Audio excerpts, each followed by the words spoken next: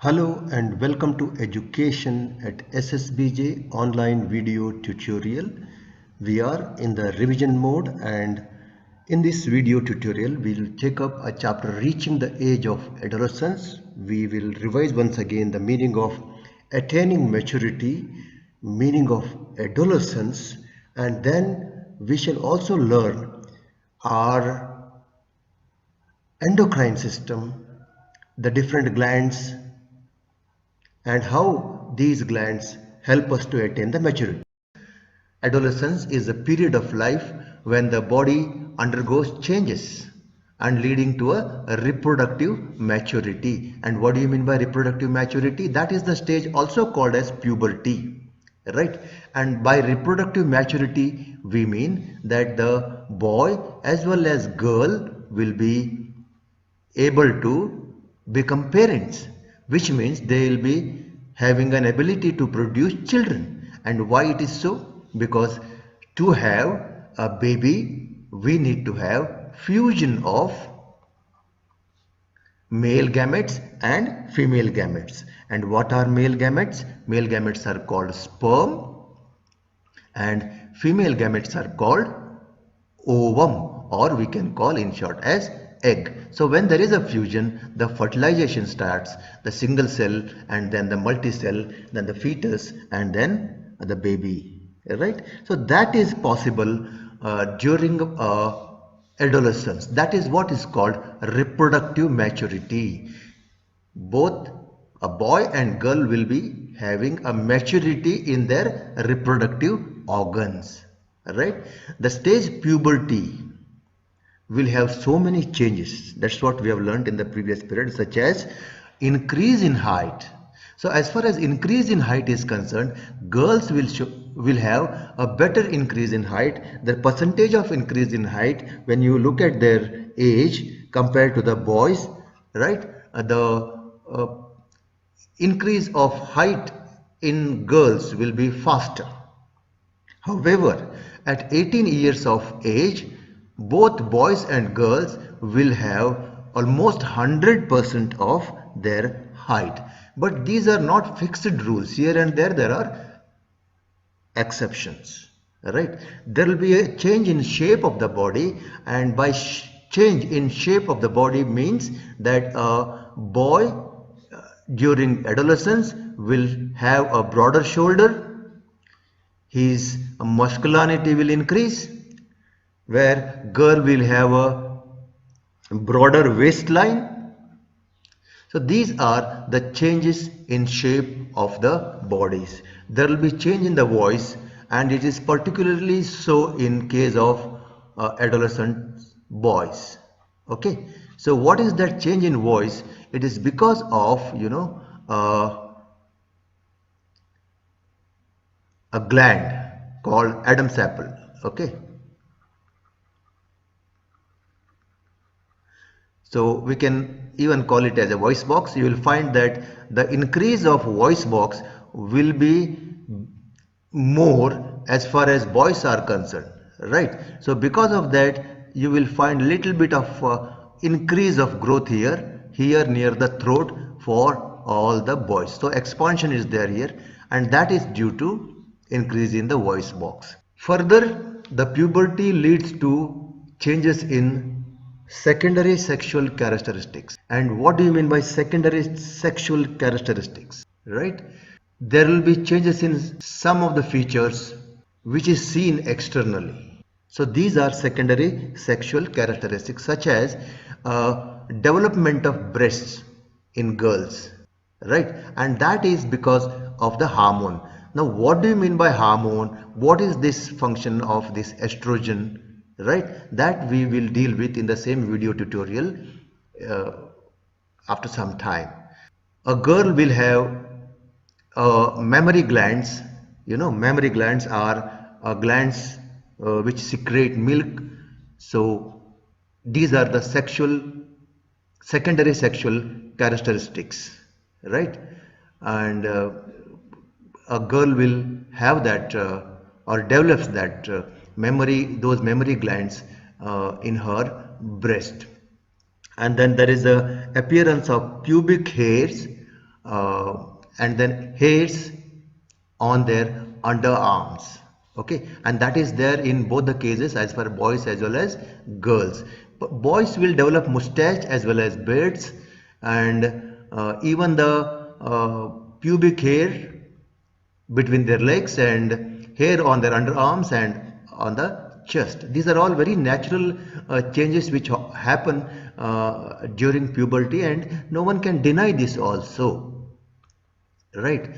There will be occasional enlargement of penis, and like how the estrogen is released here in the female, male will have a hormone called testosterone, right? So this is the hormone. This is a very important hormone which decides the male characters such as the confidence and masculinity, aggression, all that, better strength in the bones, body. All that is because of this hormone, whereas estrogen will result into female characters, right? So these are the changes in secondary sexual characteristics. Now, as I said, what are these hormones, right? And who produce these hormones? To understand the production of hormones as well as their functions, we need to study the system called endocrine system. And what do you mean by endocrine system? Right? We have small glands all our body, right? Like, you know, pineal gland here, pituitary glands somewhere just below here, the brain. It's just a peanut size, very small, but it's a master gland. And this gland controls many other glands, and there will be many secretions, chemical secretions. These secretions are called hormones. Okay, so entire endocrine system is made up of glands. So these are the glands that makes hormones. And what are hormones? Hormones are chemicals. And what do? They send messages to the different parts of the body to carry out the functions, right? So endocrine system is made up of glands that makes hormones. Hormones are the body's chemical messengers, notice it. Okay, and they carry information and get the work done. For example, a pituitary gland, I said a small gland like a peanut gland. Okay, it is targeting a testes and ovaries to release a chemical called testosterone, right? So first, what a pituitary gland does is hormones from pituitary stimulates testes and ovaries to release another chemical called testosterone in male as well as estrogen in female. So what? Why is this testosterone and estrogen is important for it? Okay, these things are released in the bloodstream and reaches the part of the body, right? And then they change. Once the testosterone and the estrogen is released, is produced in the testes as well as ovaries, the puberty begins. So this is how this one particular gland, pituitary gland, functions. And there are many more functions. We are not going in detail of functions of all these glands, right? Few glands, very important is testes, because we are more concerned in class 8 about development, production of sperms as well as eggs. Okay, now why is this sperm and eggs are produced? These are produced again due to the hormones from pituitary gland which stimulates testes or ovaries to produce sperms and eggs, and this happen during puberty, right? Let us go through functions of some of the very important hormones secreted by important glands in short, right? And what are hormones? Hormones are chemicals released in one part of the body that travel through the bloodstream and then get the work done, right? For example, as I said, that hormone from pituitary gland stimulates testes and ovaries and see that the sperms and eggs are being produced, right? So there are many other functions as well. As far as pituitary gland is concerned, it secretes 9 hormones that directly regulate main body functions and controls functions of other glands, right? The increase of this secretion or decrease of secretion, if the secretions are not normal, may cause certain problems like what you see on the screen, gigantism or a dwarfism, right? The person will grow much big in size, or he will not be able to grow only. That those are the problems the people come across due to abnormal secretions of these pituitary glands. Now as far as thyroid glands are concerned, thyroid gland, please note, this is what location where thyroxine is produced. Thyroid gland produces a chemical called thyroxine, and it will help us in maintaining our weight and other metabolism, right? Quickly we'll go for the pancreas, and this pancreas will create hormone called insulin, and the insulin and glycogen in the pancreas will help us to keep a level of sugar, that is a glucose, in the blood stable. In case if function is disturbed, if more of insulin or less of insulin is produced in the pancreas, then there will be change in the sugar level of a person, which leads to either diabetes, increase in sugar, or sometimes low sugar percentage in the blood, right? Next, adrenal gland. And adrenal gland gives out a chemical called adrenaline, right? And that helps us in kidney functions, in stressful conditions, to act very quickly physically. So these chemicals are more responsible for all these works.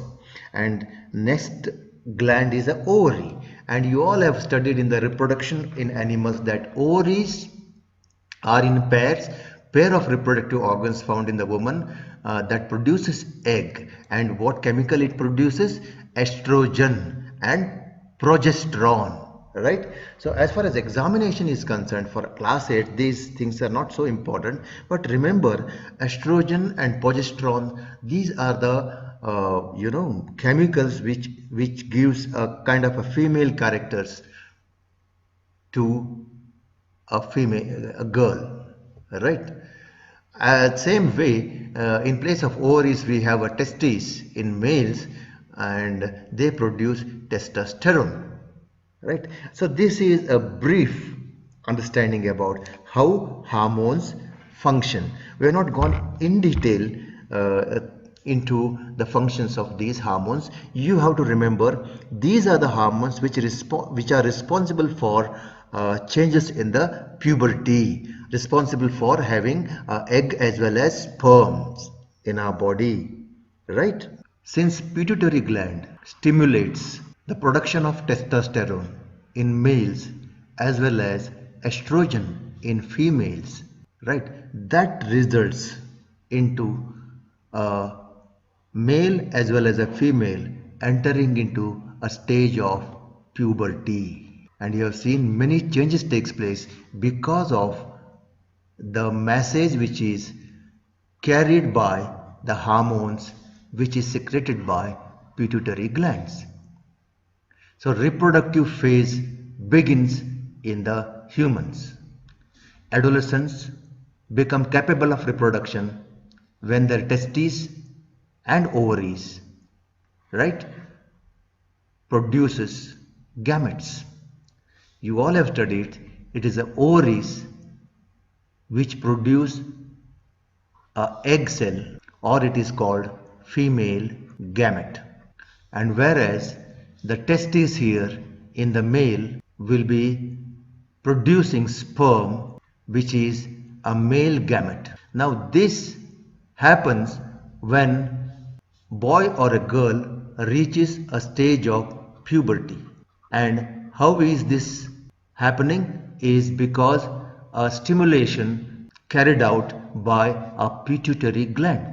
That's why the endocrine system is very important to play a role in reproduction, right? In males than in females, the reproductive phase begins at puberty, that is 10 to 12 years of age, and till 45 to 50 years of age. So it begins from 10 to 12 years in females, okay, and it will be lasting till 45 to 50 years of age.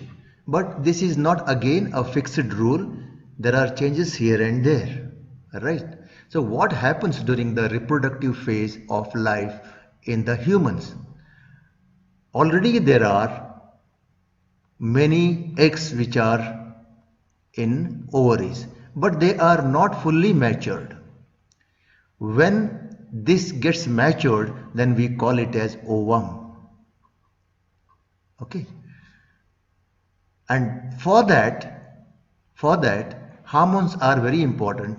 One should reach a stage of puberty, and once the egg is released here, and that egg will start moving towards the fallopian tube. But point to be noticed that once the egg is matured, right, it will be just staying safe for only 24 hours.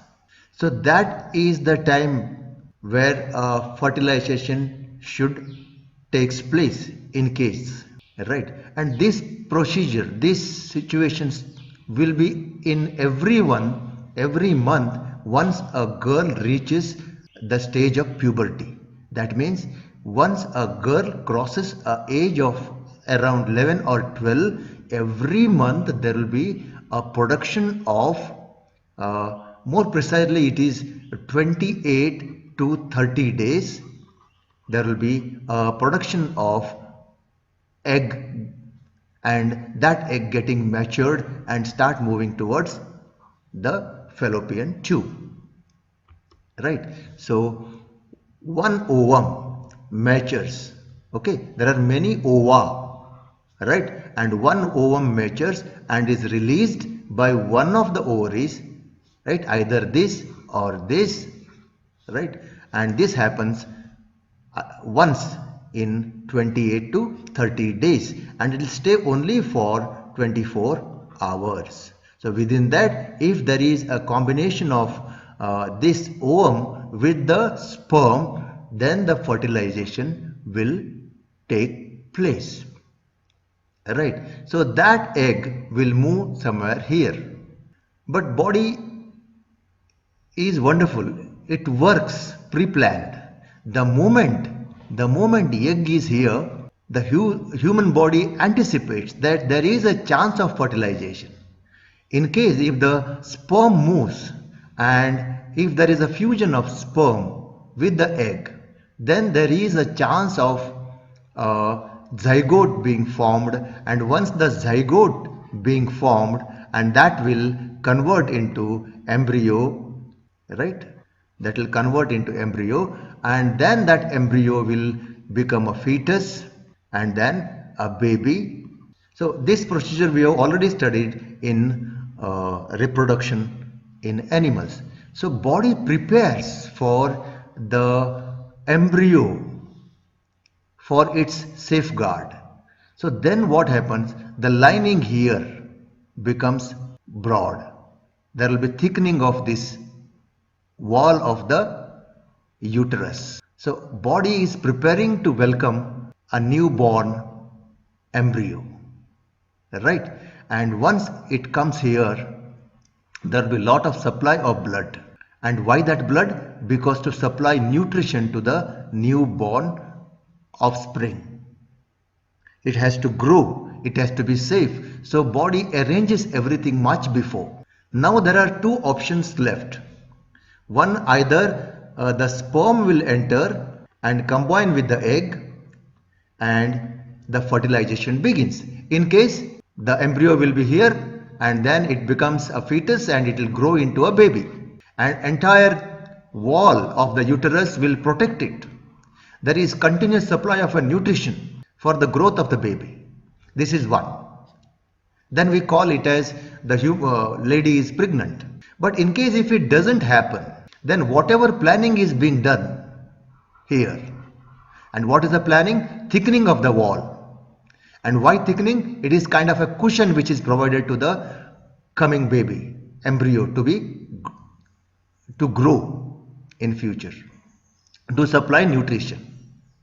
So if that doesn't happen, then the egg will be staying there for just 24 hours and that doesn't function after that.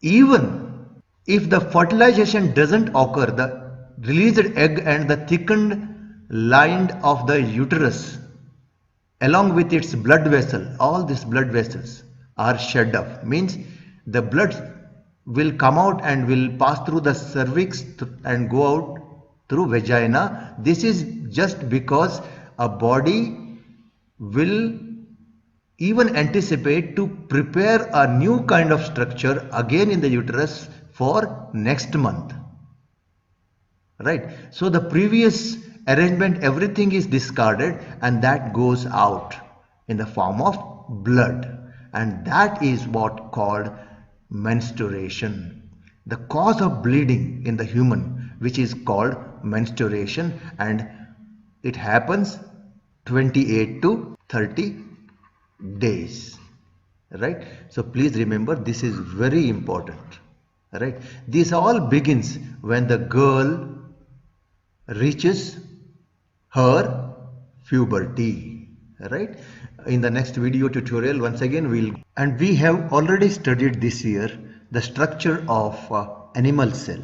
That animal cell contains a membrane called cell membrane, and there are many parts which are inside. Let us not go in details with all those parts of the cell because we have already completed that chapter. Please recall all those cells. We have vacuoles, right, and powerhouse of energy, mitochondria, and then there is a very important part which is really connected to this particular content, is what is a nucleus, and inside the nucleus there is a nucleolus, and between the nucleolus and the nucleus, the membrane of the nucleus, you will find a thread-like structure here, and that is what we are concerned with in this tutorial. That is what is called DNA material. Now if you can separate that nucleus, right, and see inside, you find a kind of a thread-like structure there inside, and those are the ones which carry our hereditary characters. And what do you mean by hereditary characters? Children, they resemble their parents, and how will these characters flow from parents to children? It is with the help of this DNA material, right? Now what does this DNA material contains? It contains a condensed form of a DNA which is called a chromosome, right? And this is what the chromosome which is responsible for our hereditary characters. If you can pull one end of the chromosome, you get a thread-like structure called chromatin, and then pull again and finally you will find a DNA molecule, deoxyribonucleic acid. So let us not go in detail with this. What we are concerned is about a chromosome. So human body is made up of cells, and cells contains chromosomes. Now if you take an example of a male and his cell contains a nucleus and that nucleus contains a chromatin and condensed form of chromatin is a chromosome, right? Now each cell of a male, let me repeat, each cell of a male contains how many chromosomes? Is it only one? Now here on your screen it is represented right now as a pair of chromosomes, right? So there are two chromosomes right in front of you. Such how many pairs will be there in a male cell, right? Is it one, or it's a 5, or then it's a 18 or 22? No, there are 23 pairs, right? Now what I have shown you here, 22 pairs which are alike. 22 pairs means 44 chromosomes. These 22 pairs of chromosome which is present in the nucleus, right, of a male, they are called autosomes. But the last pair, right, which is called sex chromosome, and this is what the pair which is responsible for a human to be a male or female. Now look at this chromosome. Rest all chromosomes are called autosomes, they are identical. But sex chromosome, that is a 23rd pair, is different. Understood? Now it is categorized as X chromosome and Y chromosomes because they are not identical. They are given different name. One is longer, one is a shorter one. So it's a X chromosome and then it's a Y chromosome, right? Now point to be noted here that male human cell, every cell contains 23 pairs of chromosomes, that is 46 chromosomes, out of which 22 chromosomes are autosomes, they are identical in nature, plus the last one, 23rd pair, is called sex chromosome, which is responsible for our sex. Now as far as male is concerned, what kind of chromosomes we have? X and Y chromosomes. They are a bit different. Okay, so point to be noted here. So what we have understood is male cell contains 46 chromosomes and out of which one pair, that is 23rd pair, is of different type. They are called X and Y chromosomes and they are sex chromosomes, right? I am talking about a human cell, right? But once he reaches the puberty, he will be able to produce a sperm. And remember, sperm is also a cell. It's a single cell. Please recall, every cell contains 46 chromosomes, that is 23 pairs. And I said this is also a cell, but there is an exception. This cell contains not 23 pairs, it contains only 23 chromosomes. So this is very important point. Sperm contains only 23 chromosomes. It is as if, like, half of the chromosomes from this lot decides the number of chromosomes in the sperm cell, right? It's a male gamete. So we can show those chromosomes in this way, right? So remember, let us consider that one of the chromosome, from here this has come, from here this has come, from this portion this has come. So total number of chromosomes are 23.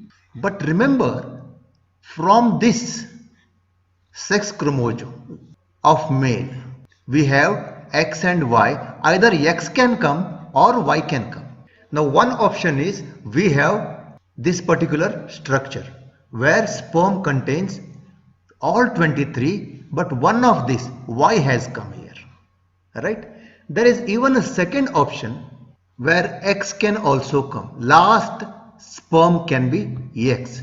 Please, this is now 23 pairs where Y is there. Out of this only Y has come. Now suppose if X is taken here, again it becomes a 23 pair, right? So this also can be a sperm.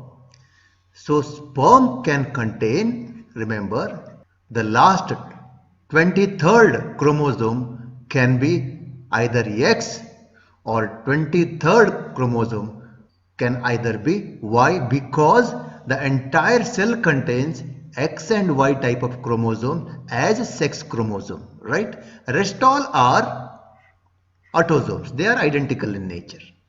What makes the difference is about this. As far as female is concerned, female cell contains a nucleus which has how many number of chromosomes?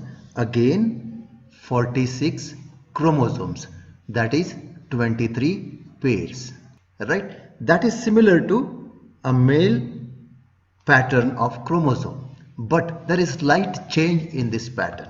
This has got again 22 pairs.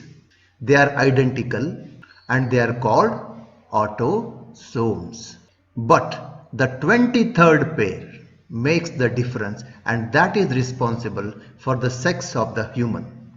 This person is female because of this chromosome, and in the male we have seen there are X and Y type of chromosomes as sex chromosome, whereas in the female we have one is X and second one is also X, and that is the difference, and that is what is sex chromosome in the female.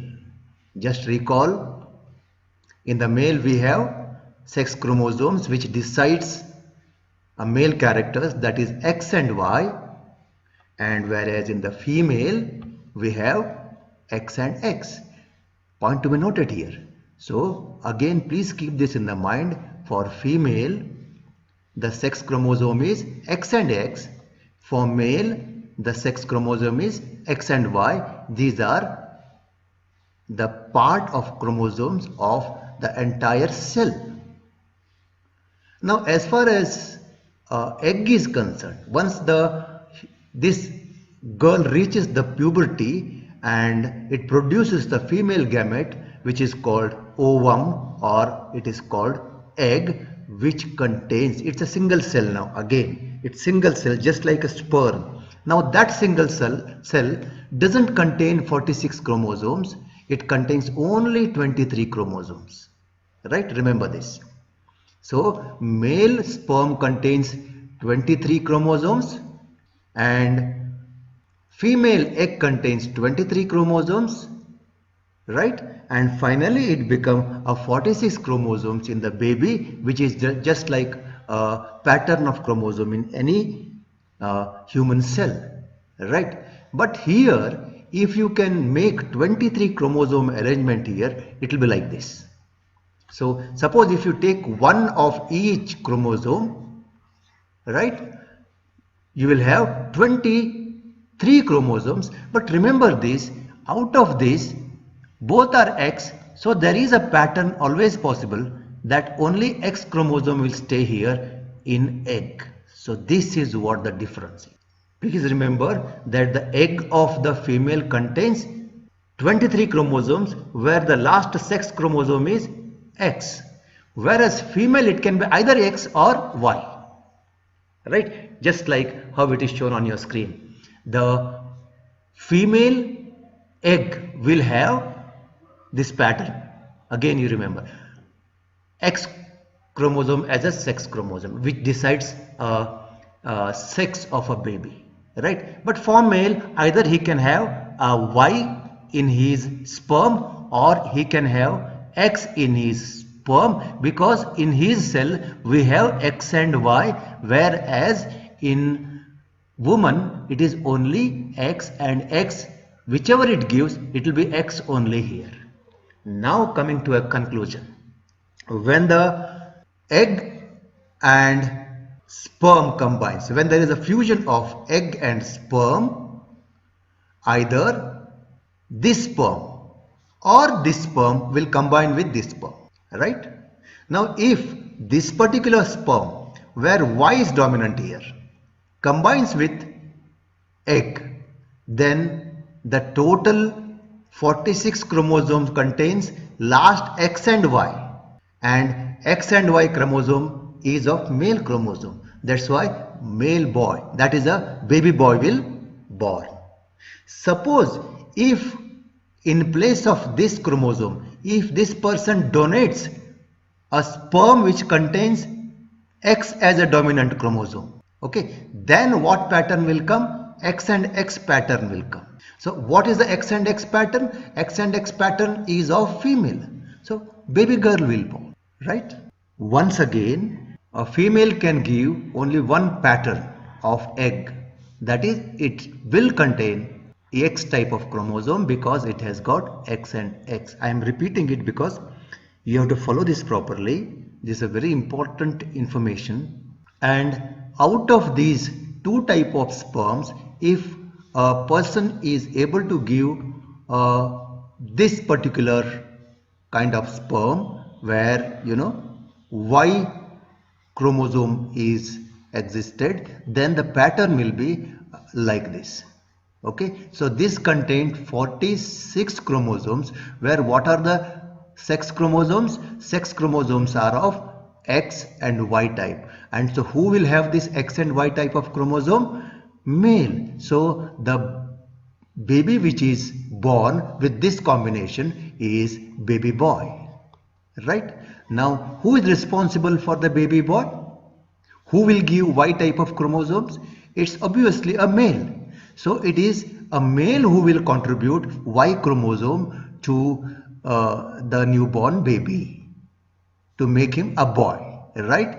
And it is again a male who can contribute X chromosomes, right? And the pattern will be again X and X. And who has this X and X pattern? It's a female cell will have a X and X pattern. Therefore again who is responsible for the baby girl? It's again a male. A male can contribute either X or he can contribute Y, right? So female can contribute only X. Okay, so in this combination it's a baby girl.